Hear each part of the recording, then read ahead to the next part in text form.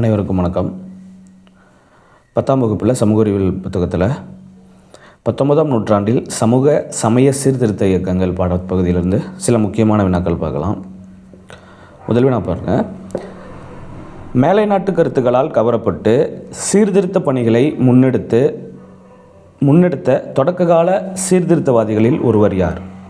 முன்னெடுத்த தொடக்ககால சீர்திருத்தவாதி யார் அப்படின்னா ராஜாராம் மோகன் ராய். ராஜாராம் மோகன் ராயனுடைய தாய்மொழி எது? வங்காள மொழி. அடுத்தது, சமயச் சடங்குகளையும் கேடுகளையும் விளைவிக்கும் சமூக மரபுகளையும் எதிர்த்தவர் யார்? சமயச் சடங்குகளையும் கேடுகளையும் விளைவிக்கும் சமூக மரபுகளையும் எதிர்த்தவர் யார்? ராஜாராம் மோகன் ராய்.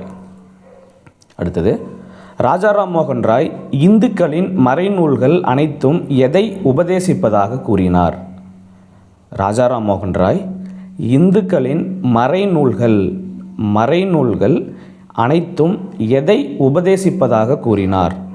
இது ஒரு தெய்வ வழிபாடு. அடுத்தது, 1829 தலைமை ஆளுநர் வில்லியம் பெண்டிங் பிரபு சதி என்னும் உடன்கட்டை ஏறும் பழக்கத்தை ஒழித்து சட்டம் இயற்றியதில் யார் பெரும் பங்கு வகித்தார்?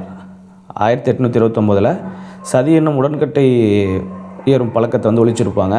அது அப்போது தலைமை ஆளுநர் யார் அப்படின்னா வில்லியம் பெண்டிங் பிரபு.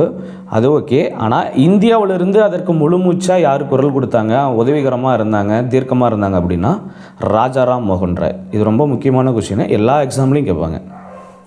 அடுத்தது, ராஜாராம் மோகன் ராய் கல்கத்தாவில் 1828ஆம் ஆண்டு எந்த அமைப்பை நிறுவினார்? ராஜாராம் மோகன் ராய் கல்கத்தாவில் 1828ஆம் ஆண்டு எந்த அமைப்பை நிறுவினார்? எந்த அமைப்பு அப்படின்னா பிரம்ம சமாஜம். அடுத்தது, உருவ வழிபாட்டை தவிர்த்ததோடு பொருளற்ற சமய சடங்குகளையும் சம்பிரதாயங்களையும் எதிர்த்தது எது? உருவ வழிபாட்டை தவிர்த்ததோடு பொருளற்ற சமய சடங்குகளையும் சம்பிரதாயங்களையும் தவிர்த்தது அல்லது எதிர்த்தது எது? ராஜாராம் மோகன் ராய் ஆரம்பித்த பிரம்ம சமாஜம். ராஜாராம் மோகன் ராய் இயற்கை எய்திய ஆண்டு எது? 1833. அடுத்தது, ராஜாராம் விட்டு சென்ற பணிகளை தொடர்ந்தவர் யார்? ராஜாராம் விட்டு சென்ற பணிகளை தொடர்ந்தவர் யார் அப்படின்னா தேவேந்திரநாத் தாகூர். அடுத்தது, கவிஞர் ரவீந்திரநாத் தாகூரின் தந்தை யார்? ரவீந்திரநாத் தாகூரின் தந்தை யார்? தேவேந்திரநாத் தாகூர். நம்பிக்கை பற்றிய 4 கொள்கை கூறுகளை முன்வைத்தவர் யார்? நம்பிக்கை பற்றிய 4 கொள்கை கூறுகளை முன்வைத்தவர் யார்? தேவேந்திரநாத் தாகூர். தேவேந்திரநாத் தாகூர் உடன் பணியாற்றி அவர்களுள் மிகவும் முக்கியமானவர் யார்? அதாவது ராஜாராம் மோகன் ராய்க்கு அடுத்தது தேவேந்திரநாத் தாகூர் அந்த அமைப்பை எடுக்கிறாரு. அந்த அமைப்பு பணியாற்றும் போது அவர் கூடிய பணியாற்றியவர்களில் மிக முக்கியமானவர் யார் அப்படின்னா கேசவ் சந்திர சென். அடுத்தது, 1886ஆம் ஆண்டு பிரம்ம சமாஜத்தின் உறுப்பினர்களிடையே பிளவு ஏற்பட்டதால் புதிய அமைப்பு ஒன்றை நிறுவியவர் யார்? 1886ஆம் ஆண்டு பிரம்ம சமாஜத்தின் உறுப்பினர்களிடையே பிளவு ஏற்பட்டதால் புதிய அமைப்பு ஒன்றை நிறுவியவர் அல்லது உருவாக்கியவர் யார் அப்படின்னா கேசவ சந்திர சென். யார்? ராஜாராம் மோகன் ராய் வராரு.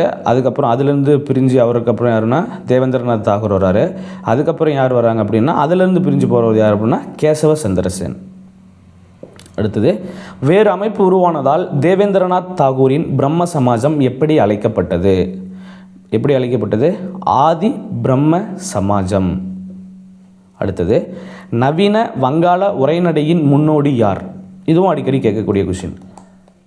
நவீன வங்காள உரைநடையின் முன்னோடி யார்? ஈஸ்வர் சந்திர வித்யாசாகர். ஈஸ்வர் சந்திர வித்யாசாகர் தலைமையேற்ற இயக்கத்தின் விளைவாய் மறுமண சீர்திருத்த சட்டம் எப்பொழுது நிறைவேற்றப்பட்டது? 1856. அடுத்தது, பிரம்ம சமாஜத்திற்கு இணையாக பம்பாயில் 1867ஆம் ஆண்டு நிறுவப்பட்ட அமைப்பு எது? பிரம்ம சமாஜத்திற்கு இணையாக பம்பாயில் 1867ஆம் ஆண்டு நிறுவப்பட்ட அமைப்பு எது? எது அப்படின்னா பிரார்த்தனை சமாஜம். பிரார்த்தனை சமாஜம். பிரார்த்தனை சமாஜம் நிறுவியவர் யார்? பிரார்த்தனை சமாஜத்தை நிறுவியவர் யார்? ஆத்மராம் பாண்டுரங். ஆத்மராம் பாண்டுரங்.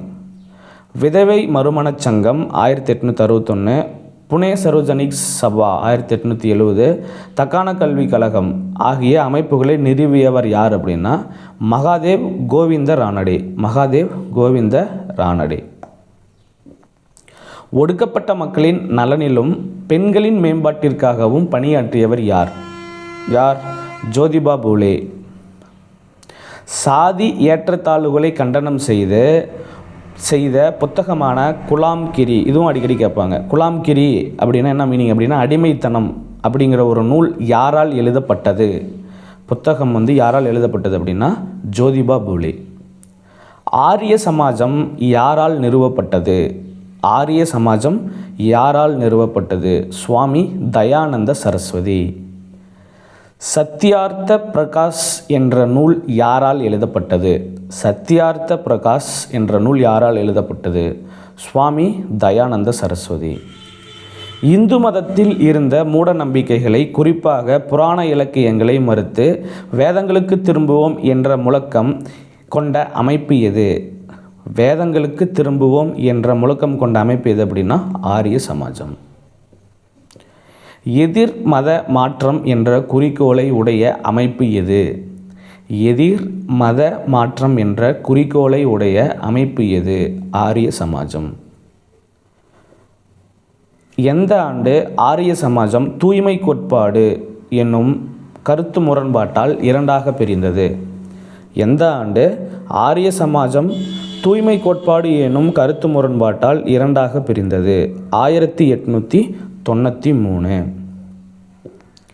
வேத கல்விக்கு முக்கியத்துவமும் வெளித்தோற்றத்தில் பண்டைய இந்து கல்வி கூட பாணியில் 1900 முதல் பல பள்ளிகளை நிறுவியவர் யார் அப்படின்னா சுவாமி ஸ்ரத்தானந்தா. புனித தாயான கடவுள் காளியின் தீவிர பக்தரான அவர் கடவுளின் திருவிளையாடல்கள் முடிவற்றவை என அறிவித்தவர் யார்? அப்படின்னா ராமகிருஷ்ண பரமஹம்சர். ராமகிருஷ்ணரின் போதனைகளை அவரின் சீடர்கள் இந்தியாவிலும் உலகின் ஏனைய பகுதிகளிலும் பரப்பும் பணியை மேற்கொண்டதன் பின்புலமாய் இருந்தவர் யார்? அப்படின்னா சுவாமி விவேகானந்தர். மக்களுக்கு கல்வி மற்றும் அறிவு வழங்குவது, மருத்துவ உதவி மற்றும் நிவாரணப் பணிகள் போன்ற பணிகளுடன் சமய செயல்பாடுகளையும் செய்யும் ராமகிருஷ்ண மிஷன் எனும் அமைப்பை நிறுவியவர் யார்? அப்படின்னா சுவாமி விவேகானந்தர். 1893 சிகாகோவில் நடைபெற்ற உலக சமய மாநாட்டில் இந்து சமயம் பற்றியும் பக்தி மார்க்க தத்துவம் குறித்தும் ஆற்றிய சொற்பொழிவுகள் யாருக்கு புகழ் சேர்த்தன? சுவாமி விவேகானந்தர். இந்த கொஸ்டின் அடிக்கடி கேட்பாங்க. மேடம் ஹெச்பி பிளவாட்ஸ்கி மற்றும் கர்னல் ஹெச்எஸ் ஆல்கார்ட் ஆகியோரால் நிறுவப்பட்ட அமைப்பு எது? அப்படின்னா பிரம்மஞான இயக்கம். இந்தியாவில் பௌத்தம் புத்துயிர் பெறுவதற்கு உற்சாகமூட்டிய அமைப்பு எது? இந்தியாவில் பௌத்தம் புத்துயிர் பெறுவதற்கு உற்சாகமூட்டியது எது? பிரம்மஞான சபை. ஆல்காட்டின் மறைவிற்கு பின்னர் பிரம்மஞான இயக்கத்திற்கு தலைவராக தேர்ந்தெடுக்கப்பட்டவர் யார்? ஆல்காட்டின் ஹெச்பி பிளவாட்ஸ்கி ஹெச்எஸ் ஆல்காட் அப்படின்னு உருவாக்குவாங்க. அதுக்கப்புறம் ஆல்காட்டின் மறைவிற்கு பின்னர் ஹெச்எஸ் ஆல்காட் அப்படிங்கிறது இறந்துட்டு போன பிறகு பிரம்மஞான இயக்கத்திற்கு தலைவராக தேர்ந்தெடுக்கப்பட்டவர் யார் அப்படின்னா அன்னிபெசன்ட் அம்மையார். பிராமண எதிர்ப்பு இயக்கத்தின் தொடக்க கால தலைவர் என்று அழைக்கப்படுபவர் யார்? பிராமண எதிர்ப்பு இயக்கத்தின் தொடக்க கால தலைவர் என்று அழைக்கப்படுபவர் யார்? ஜோதிபா பூலே. ஜோதிபா பூலே ஒடுக்கப்பட்டோருக்கான முதல் பள்ளியை 1852ஆம் ஆண்டு எங்கு நிறுவினார்? ஜோதிபா பூலே ஒடுக்கப்பட்டோருக்கான முதல் பள்ளியை 1852இல் எங்கு நிறுவினார்? புனே. புனே. ஜோதிபா புலே பிராமணர் அல்லாத மக்களும் சுயமரியாதையோடும் குறிக்கோளோடும் வாழ தூண்டுவதாக நிறுவிய அமைப்பு இது. அதாவது பிராமணர் அல்லாதோர் நல்ல முறையான ஒரு வாழ்க்கையை வாழணும், கௌரவமான ஒரு வாழ்க்கையை வாழணும் அப்படின்றதுக்காக ஜோதிபா புலே அவர்களால் உருவாக்கப்பட்ட அமைப்பு எது அப்படின்னா சத்தியசோதக் சமாஜ். ஸ்ரீ நாராயண தர்ம பரிபாலன யோகம் எனும் அமைப்பை உருவாக்கியவர் யார் அப்படின்னா நாராயணகுரு. அறிவுபுரம் என்னும் ஊரில் ஒரு பெரிய கோவிலை கட்டி அதை அனைத்து மக்களுக்காகவும் அர்ப்பணித்தவர் யார்? அறிவுபுரம். யார் அப்படின்னா நாராயணகுரு. உயர் சாதியினர் பயன்படுத்தியதும் ஒடுக்கப்பட்ட சாதியினருக்கு மறுக்கப்பட்டதுமான பொதுச்சாலைகள் சவால் விடும் வகையில் காளைகள் பூட்டிய வண்டியில் பயணம் செய்தவர் யார்? உயர் சாதியினர் பயன்படுத்தியதும் ஒடுக்கப்பட்ட சாதியினருக்கு மறுக்கப்பட்டதுமான பொதுச்சாலைகளில் சவால் விடும் வகையில் காளைகள் பூட்டிய வண்டியில் பயணம் செய்தவர் யார்? ஐயன்காளி. ஸ்ரீ நாராயணகுருவால் ஊக்கம் பெற்ற ஐயன்காளி 1907 ஏற்படுத்திய அமைப்பு எது? எது அப்படின்னா சாது ஜன பரிபாலன சங்கம். ஜோதிபா புலே உருவாக்கிய அமைப்பு எது? சத்தியசோதக் சமாஜ். ஏற்கனவே சொல்லிட்டோம். அடுத்து பாருங்கள், அறிஞராகவும் கவிஞராகவும் திகழ்ந்த நாராயணகுரு 1854 எங்கு பிறந்தார்? கேரளா. குருநானக்கின் தலைமையையும் ஆதிகிரந்தத்தையும் மதித்தல் ஆகியன சாராம்சமாக விளங்கிய இயக்கம் எது? நிரங்கரி இயக்கம். பாபா ராம்சிங் அவர்களால் தொடங்கப்பட்ட நாம்தார் இயக்கம் யாரால் நடைபெற்ற சமூக சீர்திருத்த இயக்கமாகும்? எதுக்கு அப்படின்னா சீக்கியர்கள். அடுத்தது, எந்த மதத்தின் புனிதத்தை மீட்டெடுப்பதே அமிர்தசரஸில் உள்ள சிங் சபா என்ற அமைப்பின் குறிக்கோளாக இருந்தது? எந்த மதத்தை மீட்டெடுக்கிறது? சீக்கிய மதம். அடுத்தது, ஆங்கிலேயரின் ஆதரவுடன் சீக்கியர்களுக்கு என கால்சா கல்லூரி எங்கு உருவாக்கப்பட்டது? அமிர்தசரஸ். அகாலி இயக்கத்தின் முன்னோடி அமைப்பு எது? சிங் சபா. அகாலி இயக்கத்தின் முன்னோடி இயக்கம் எது அல்லது அமைப்பு எது அப்படின்னா சிங் சபா. சிதம்பரத்திற்கு அருகே உள்ள மருதூரில் பிறந்தவரும் வள்ளலார் என்று பிரபலமாக அறியப்பட்டவரும் யார்? ராமலிங்க சுவாமிகள். வள்ளலார் நிறுவப்பட்ட சமரச சுத்த சன்மார்க்க சத்திய சங்கம் எப்பொழுது நிறுவப்பட்டது? 1856. 1867 சாதி எல்லைகளை தாண்டி அனைத்து மக்களுக்குமான இலவச உணவகத்தை எங்கு நிறுவினார்? வடலூர். எந்த வருஷம்? 1867. அடுத்தது, ராமலிங்க சாமிகள் இயற்றிய ஏராளமான பாடல்கள் எந்த தலைப்பில் தொகுக்கப்பட்டுள்ளன? ராமலிங்க சாமிகள் இயற்றிய ஏராளமான பாடல்கள் எந்த தலைப்பில் தொகுக்கப்பட்டுள்ளன? திருவருட்பா. கன்னியாகுமரிக்கு அருகில் சாமித்தோப்பு என்னும் ஊரில் பிறந்தவர் யார்? வைகுண்ட சாமிகள். ஆங்கில ஆட்சியையும் திருவிதாங்கூர் அரசின் ஆட்சியையும் முறையே வெள்ளை பிசாசுகளின் ஆட்சி என்றும் கருப்பு பிசாசுகளின் ஆட்சி என்றும் விமர்சித்தவர் யார்? வைகுண்ட சாமிகள். பல்வேறு ஜாதிகளைச் சேர்ந்த மக்களை ஒருங்கிணைப்பதற்காக வைகுண்ட சாமிகள் நிறுவிய அமைப்பு எது? சமத்துவ சமாஜம். யாருடைய சமய வழிபாடு ஐயா வழி என அறியப்பட்டது? இது யாருடைய வழிபாடு அப்படின்னா வைகுண்ட சாமிகள்.